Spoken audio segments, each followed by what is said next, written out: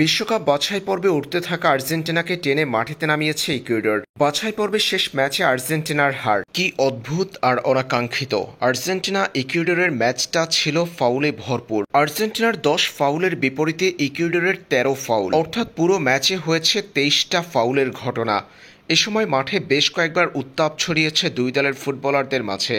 ফাউলের ঘটনাকে কেন্দ্র করে মাঠে কথার লড়াই, তর্ক আর দ্বন্দ্বে জড়াতে দেখা গেছে দুই দলের ফুটবলারদের। অসংখ্য ফাউলের ঘটনা ম্যাচ বারবার থামিয়েছে মাঠে।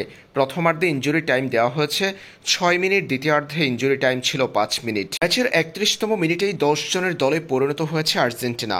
নিকোলাস ওতামেন্ডি বাজেভাবে ফাউল করেছেন প্রতিপক্ষের এক ফুটবলারকে, লাল কার্ড দেখানো হয়েছে তাকে। ওতামেন্ডির লাল কার্ডে 10 জনের দলে পরিণত হওয়ার পর ম্যাচের প্রথমার্ধে যোগ করার সময়ে ডিবক্সের ভিতরে নিকোলাস তাগলিয়াফিকোর ফাউল। এ নিয়ে দুই দলের ফুটবলাররা যখন ঘিরে ধরেছিল রেফারিকে, এরপর ভিএআর সিদ্ধান্তে যান রেফারি, আর ভিএআর এর লম্বা সময় দেখে এটিকে পেনাল্টির বাঁশি বাজান রেফারি। আর সেই পেনাল্টি থেকে গোল করে ইকুয়েডরকে এগিয়ে নিয়েছেন দলটির সেরা তারকা ভ্যালেন্সিয়ার গোলে ম্যাচের প্রথমার্ধে 1-0 গোলে এগিয়ে থেকে খেলা শেষ করে ইকুয়েডর। পরে দ্বিতীয়ার্ধে দলের সেরা তারকাদের মাঠে নামিয়েও আর কাজ হয়নি আর্জেন্টিনার।